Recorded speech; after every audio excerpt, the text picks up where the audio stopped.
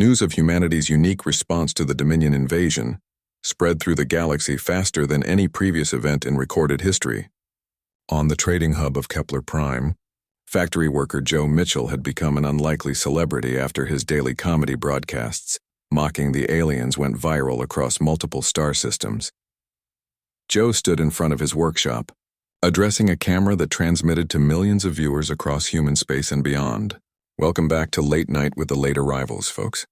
Today's topic is alien fashion choices. Now, I'm not saying their black armor makes them look silly, but I've seen scarecrows that were more intimidating. The broadcast was picked up by underground resistance movements on dozens of worlds that had been conquered by the Dominion over the past century. On the mining world of Vega 7, alien slaves gathered around hidden communication devices, listening to humans laugh at their supposedly invincible oppressors. Zektar, a vegan rebel leader, translated the human broadcasts for his fellow resistance fighters. The humans are not afraid of the Dominion. They are laughing at them. Laughing? Asked another rebel.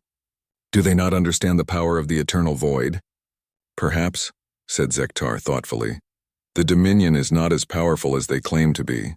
If these humans can laugh at them, maybe we can do more than just hide from them.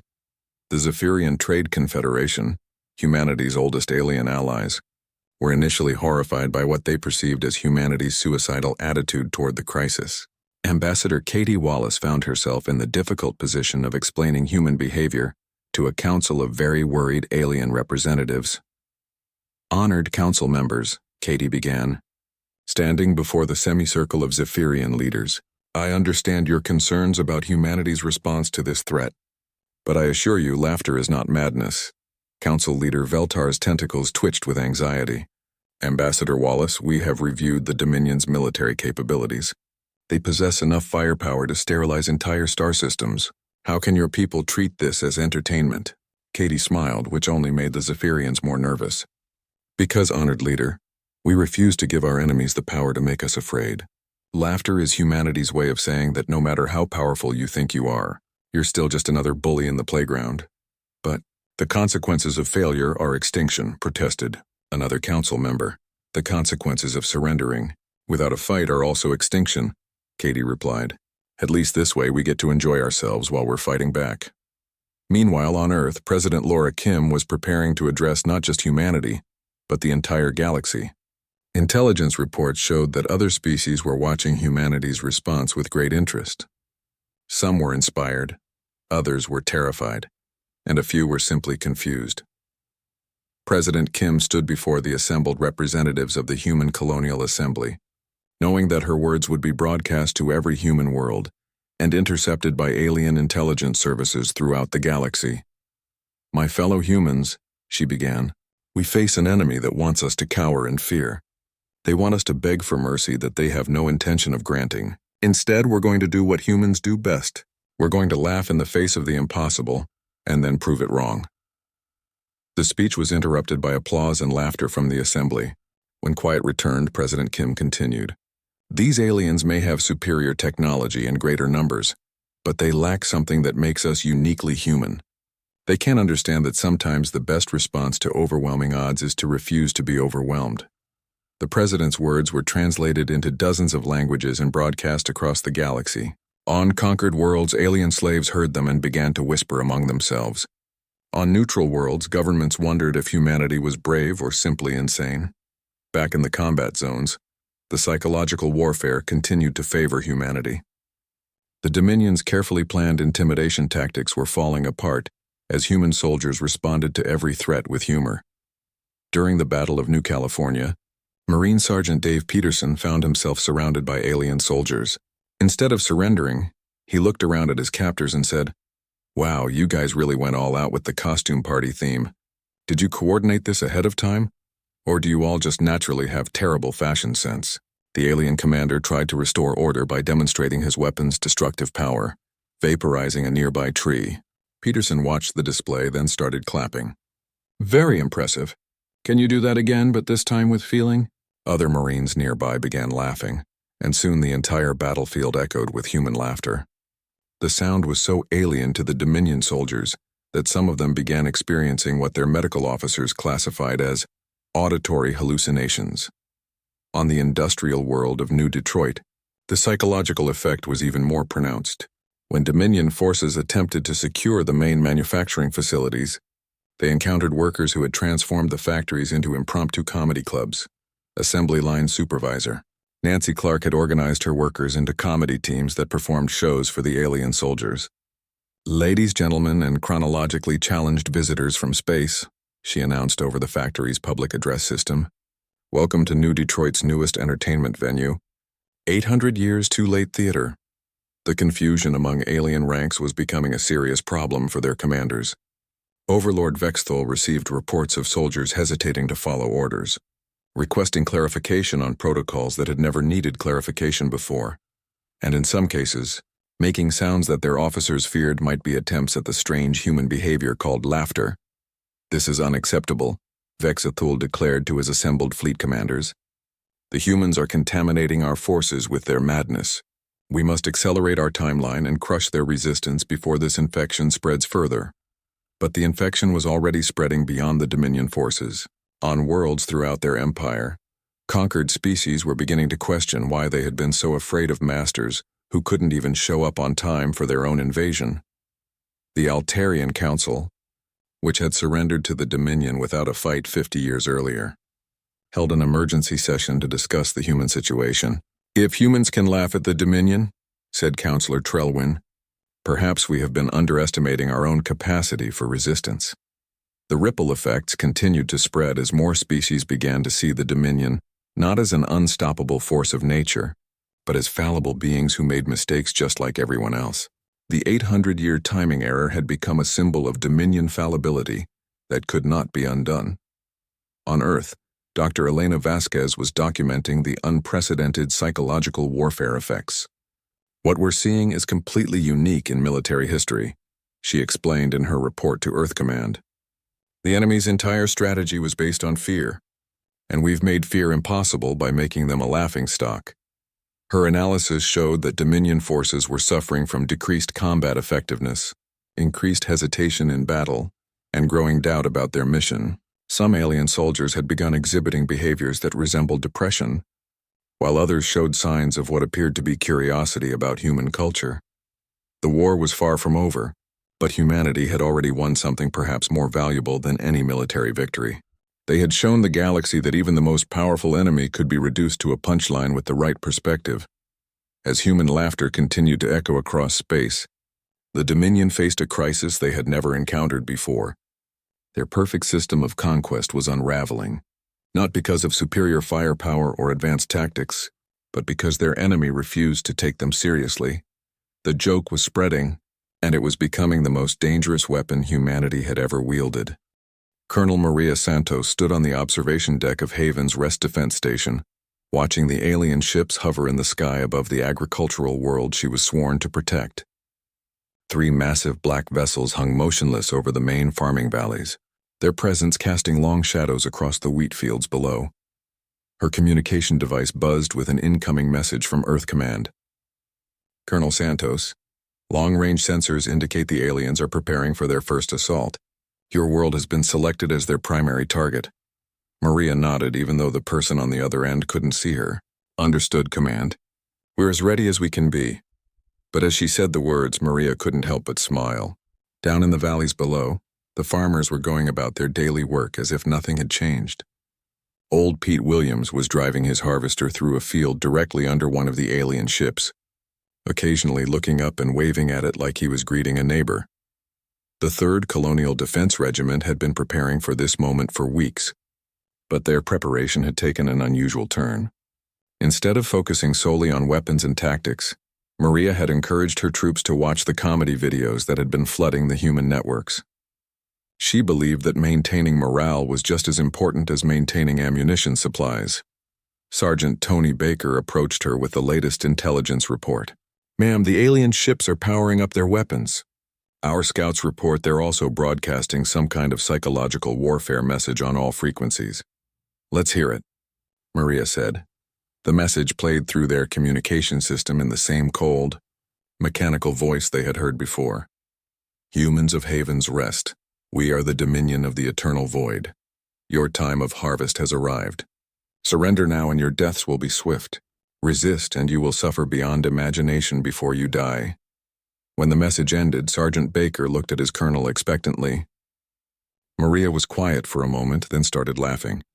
Did you hear that, Tony? They're still calling it a harvest. Like we're vegetables they planted 800 years ago. Baker began laughing too. Ma'am, do you think we should tell them that the crop rotation schedule changed centuries ago?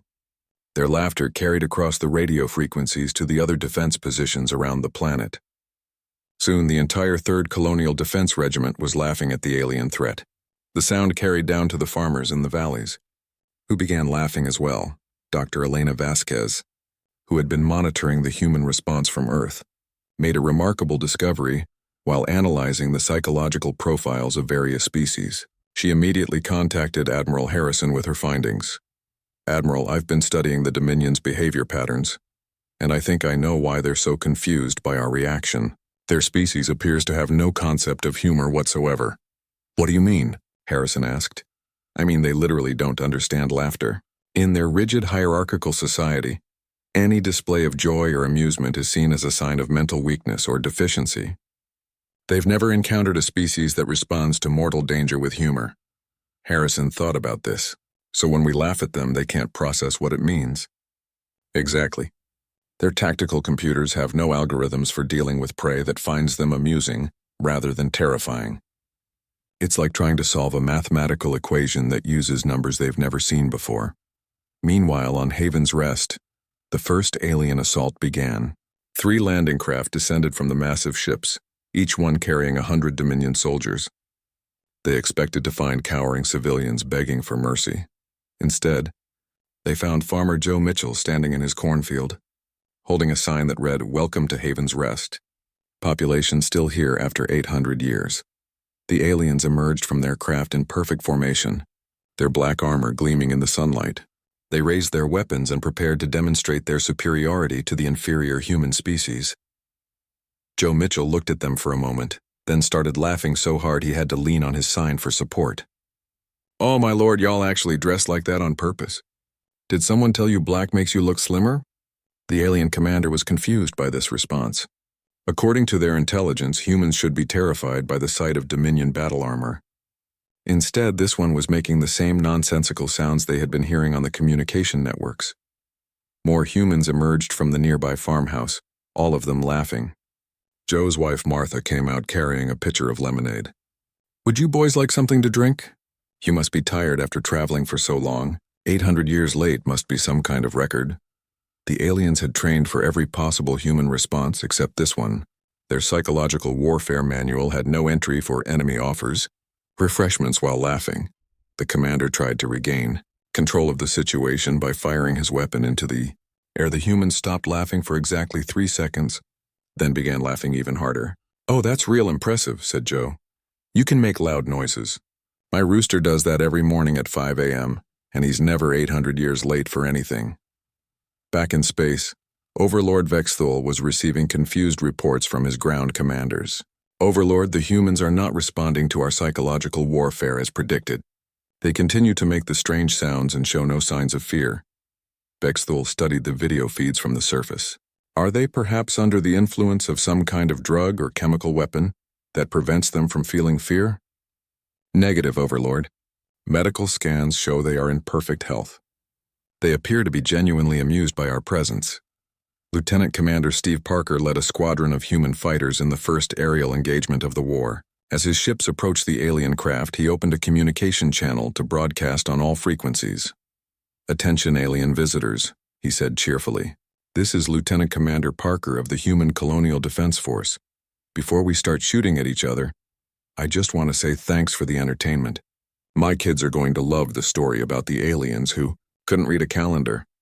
The alien pilots were so confused by this transmission that several of them forgot to fire their weapons until Parker's squadron had already completed their attack run.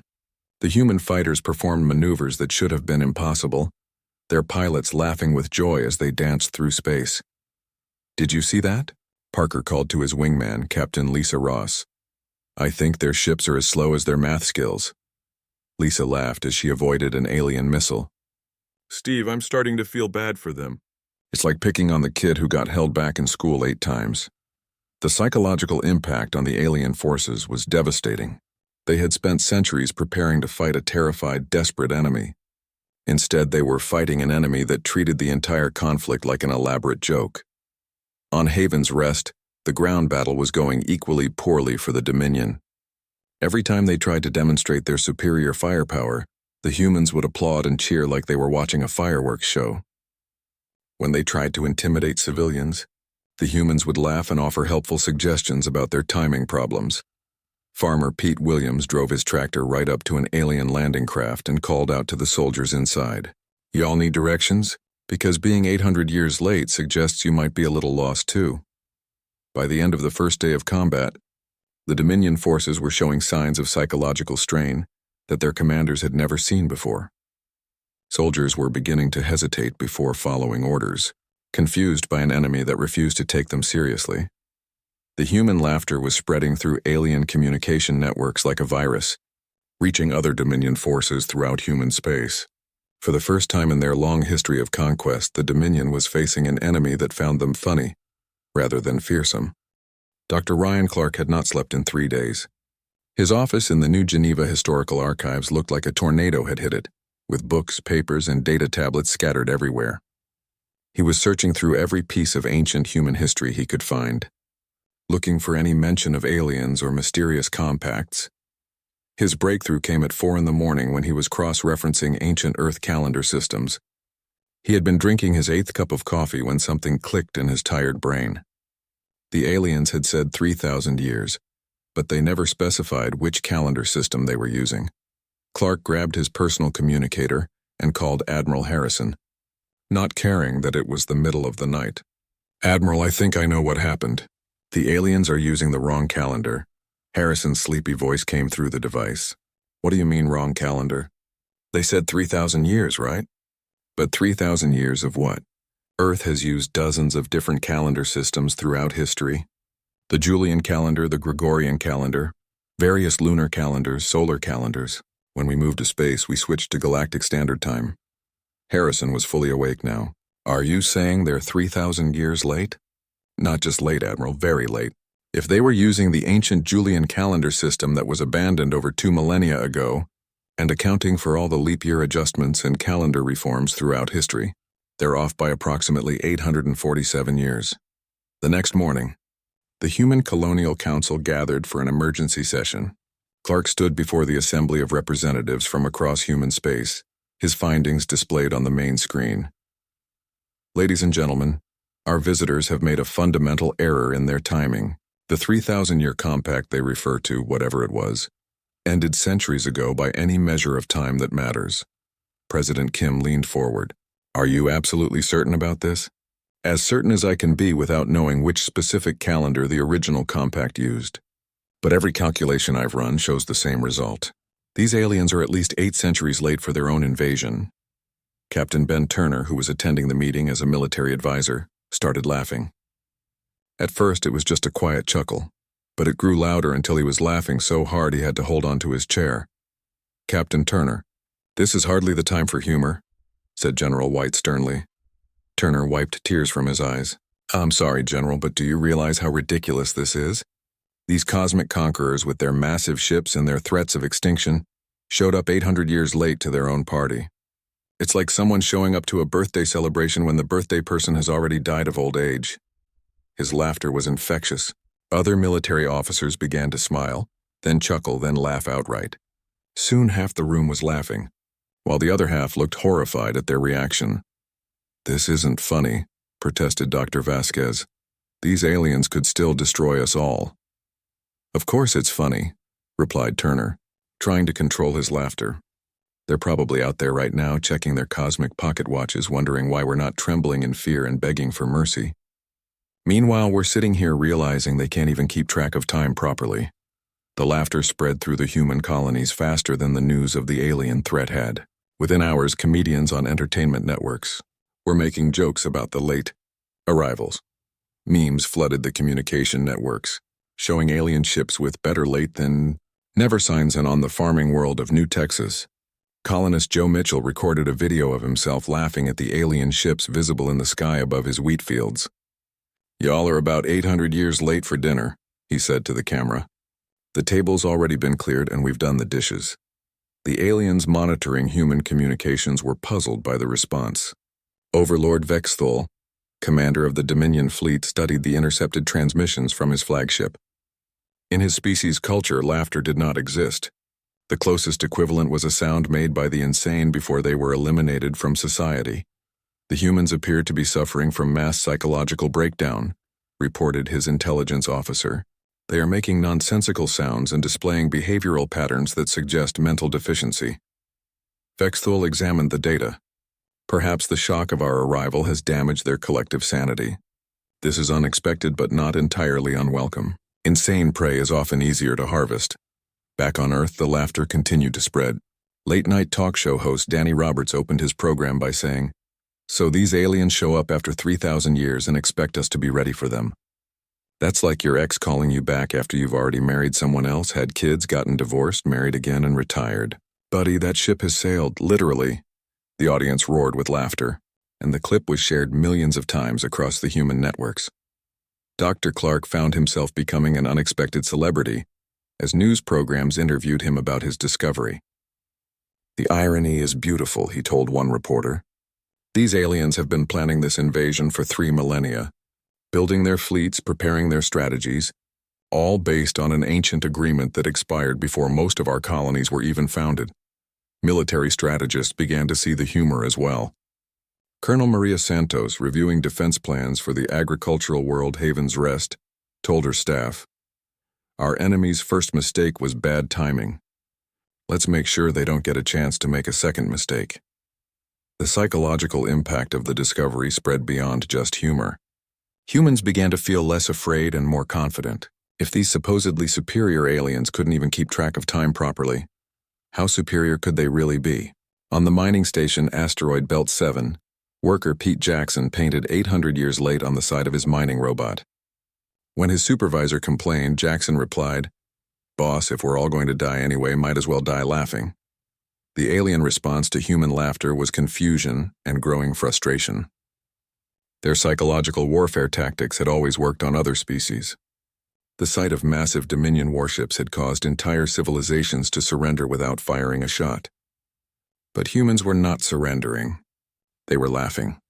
Vexthul called a meeting of his fleet commanders. "The human reaction is unacceptable. They should be begging for mercy, not making these strange sounds. Our presence should inspire terror, not whatever this response represents." "Perhaps we should begin the assault immediately," suggested War Commander Thexka. "Once they see our true power, their madness will turn to appropriate fear." "No," Vexthul decided. "We will proceed as planned.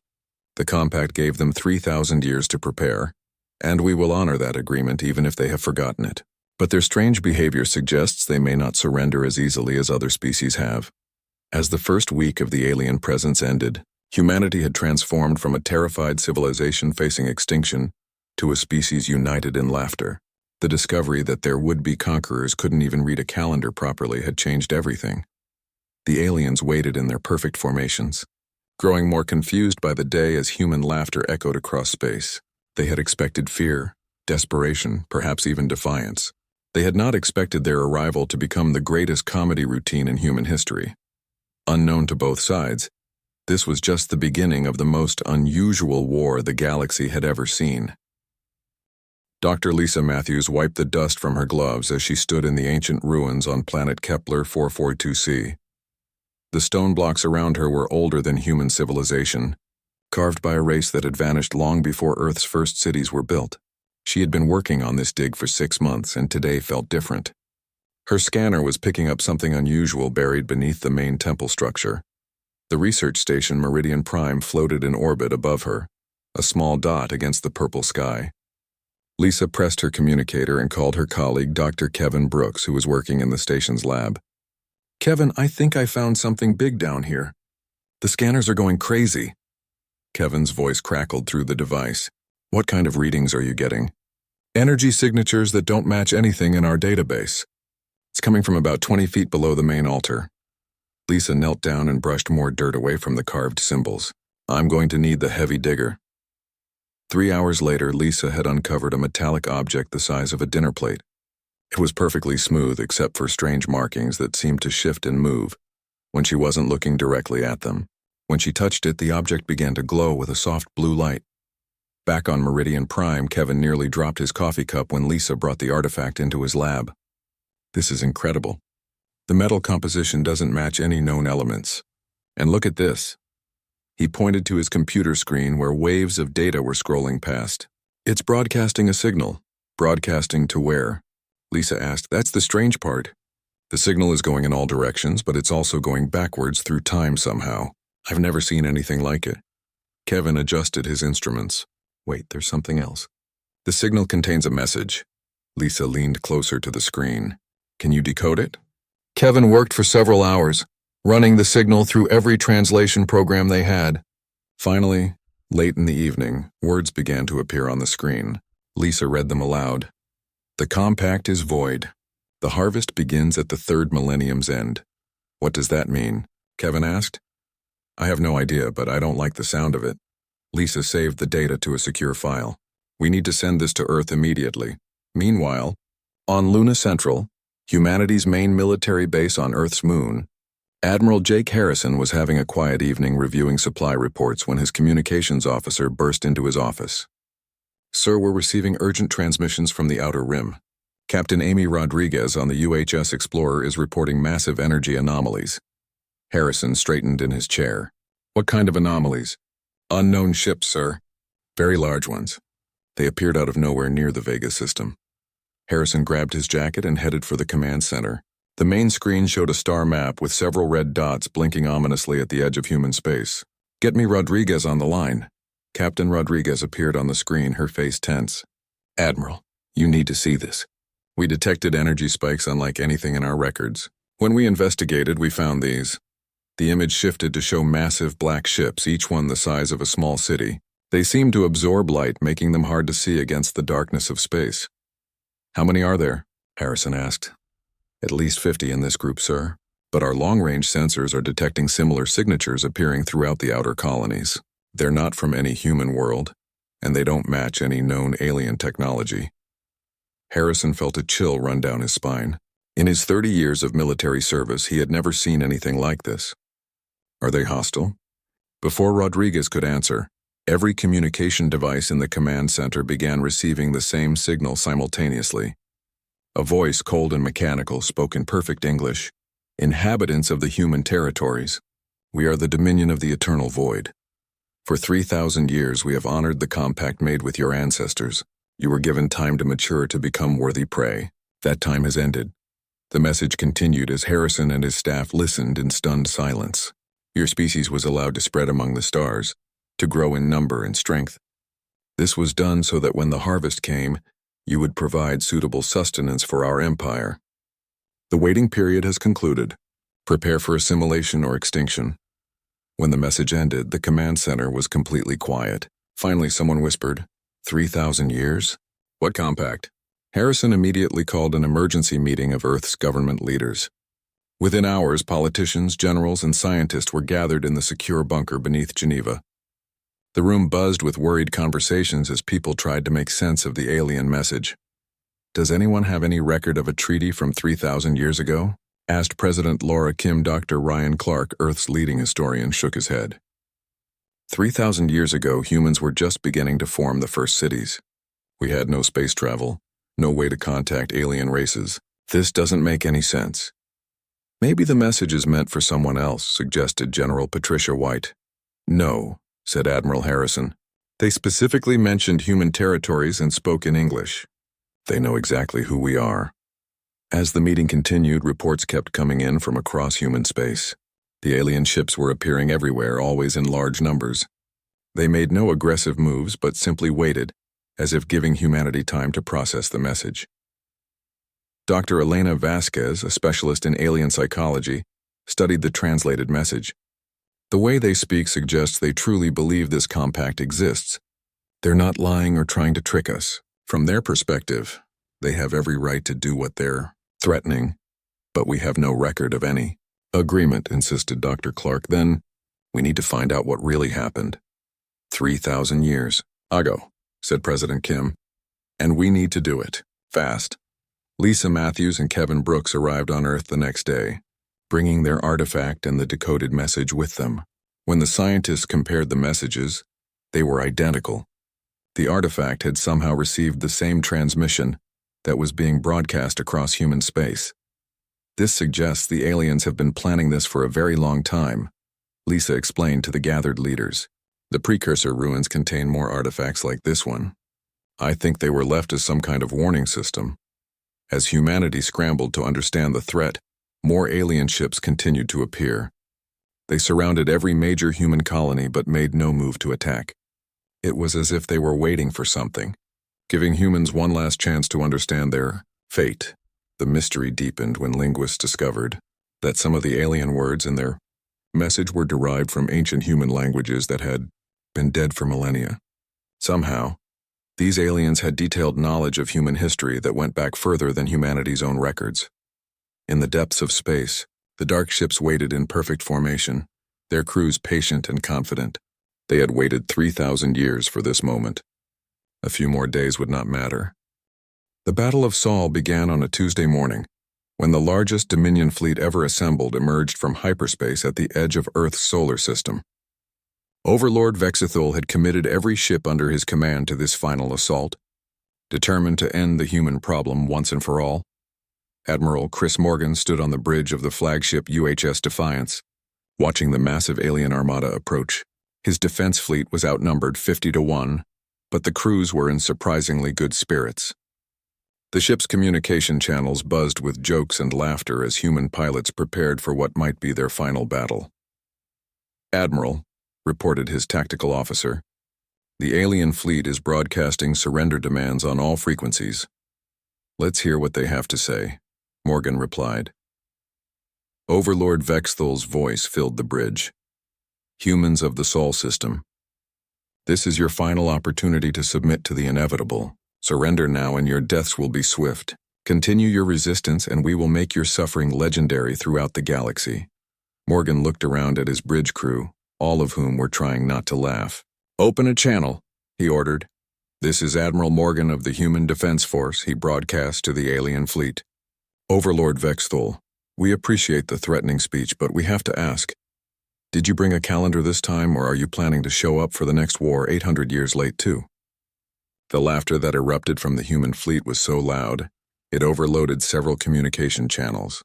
Even as the first alien missiles began firing, human pilots were making jokes over the combat. "Frequencies, contact bearing 270, called out fighter pilot Captain Rick Davis. "Looks like our punctually challenged friends brought the whole family to the party." "Copy that."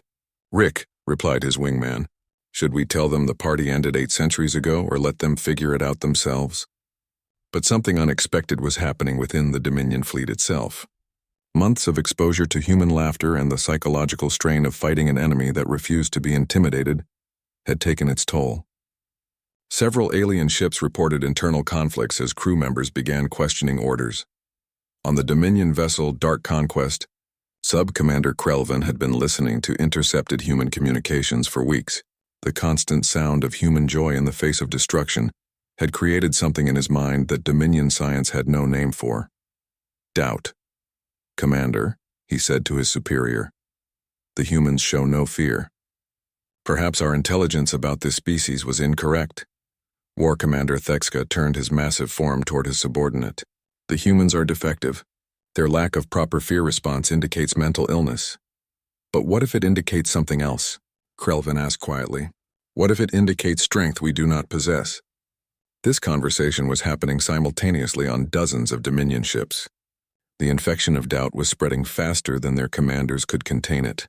On Earth, something remarkable was occurring. As the alien fleet approached, instead of panicking, the population was organizing the largest laugh-in human history. Millions of people gathered in cities around the world. Their laughter broadcast directly at the approaching armada. In New York's Central Park, comedian-turned-diplomat Nick Cooper stood before a crowd of thousands. "Ladies and gentlemen, our guests have finally arrived. Let's give them the welcome they deserve. 800 years of overdue laughter." The crowd erupted in laughter so loud it could be heard from orbit. The sound was picked up by every communication device on Earth and broadcast into space, creating a wave of human joy that washed over the Dominion fleet like a tsunami.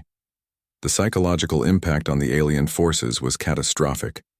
Ship after ship reported crew members abandoning their posts, refusing to follow orders, or in some cases, making the forbidden sounds themselves. The rigid hierarchy that held the Dominion together was crumbling under an assault of pure humor. Overlord Vexthul, watching his carefully planned invasion fall apart, made a desperate decision. He would challenge the human leaders to single combat, believing that a display of individual superiority could restore his forces' morale and faith. Humans, he broadcast across all frequencies. I, Overlord Vexthul, challenge your strongest warrior to face me in honorable combat. If your champion defeats me, my forces will withdraw. If I am victorious, your species will surrender unconditionally. Admiral Morgan was about to accept the challenge himself when President Kim intervened with an unexpected decision. Admiral, I'm sending someone else to represent humanity. Who? Morgan asked. Nick Cooper. The choice seemed insane to everyone except President Kim, who understood something about humanity that even most humans had forgotten. Sometimes the greatest warriors were not those who fought with weapons, but those who fought with ideas. Nick Cooper stood on the observation deck of the space station Luna Prime, facing Overlord Vexthul across the void. The alien leader had insisted on meeting in the vacuum of space, believing his superior technology would give him an advantage. Instead of weapons, Nick brought only a communication device and humanity's greatest gift, the ability to find humor in any situation. Overlord Vexthul, Nick began. Before we start this fight, I have to ask, did you really wait 3,000 years just to show up late? Because if punctuality was a sport, your species would be the worst team in galactic history. Vexthul raised his plasma weapon, but something strange happened. For the first time in his 800-year life, he paused before firing. The human's words created a sensation he had never experienced, a tightness in his chest that made him want to make sounds similar to those he had been hearing from humans. You mock the Dominion, Vexthul said, but his voice lacked its usual conviction. I'm not mocking you, Nick replied gently. I'm trying to help you see something. You've spent your entire existence being told you're superior to everyone else. But superiority means you should be better at things, not worse. Being 800 years late isn't superior. It's embarrassing. Something inside Vexthul's mind cracked. The absolute certainty that had defined his existence began to waver. He looked at this small human who showed no fear, who faced death with joy, and realized that perhaps the Dominion had misunderstood what strength really meant. Then, impossibly, Overlord Vexthul began to laugh. It started as a small sound, unlike anything his species had ever made, but it grew, spreading through his massive form until he was shaking with the unfamiliar sensation of finding something genuinely amusing. The sound of their overlord laughing was transmitted to every Dominion ship in the fleet. The effect was instantaneous and devastating to their military structure. If their supreme leader could laugh, then perhaps laughter was not madness after all. Across the Dominion fleet, alien soldiers began laying down their weapons. Some were laughing, others were simply confused, but none were fighting. The rigid hierarchy that had held their empire together for millennia was dissolving in a wave of infectious joy. Within hours, the Dominion Empire began to fragment. On conquered worlds throughout their territory, slave populations rose up, inspired by the example of a species that had defeated their masters with laughter. The rebellion spread faster than any Dominion force could contain it. Overlord Vexthul, still experiencing the strange new sensation of laughter, made a decision that would change galactic history. He ordered the complete withdrawal of all Dominion forces from human space and declared an end to their empire's expansion. Perhaps, he said to Nick Cooper, it is time for my people to learn this thing you call humor. The war that had threatened to destroy humanity ended not with explosions or surrender, but with laughter that echoed across the galaxy. The 3,000-year-late invasion became known throughout galactic history as the war that ended in laughter. Dr. Lisa Matthews, whose discovery of the ancient artifact had started the crisis, found herself with a new mission. On the former Dominion homeworld, she established the Institute for Galactic Humor, teaching other species the revolutionary concept that some challenges were best met, not with fear or anger, but with the uniquely human response of finding absurd humor in even the darkest situations. The galaxy learned that while humans might not be the strongest or most technologically advanced species, they possessed something far more powerful, the ability to laugh in the face of the impossible and, in doing so, make the impossible crumble. Years later, when historians studied the conflict, they concluded that humanity had won not because they were superior warriors, but because they understood a fundamental truth that the Dominion had never grasped. Any enemy who can make you laugh at them has already defeated you, because fear cannot exist in the same space as joy. The laughter that had started as humanity's response to an invasion became the foundation for a new kind of peace in the galaxy, one built not on conquest or submission, but on the simple recognition that sometimes the best way to defeat darkness is to light it up with laughter.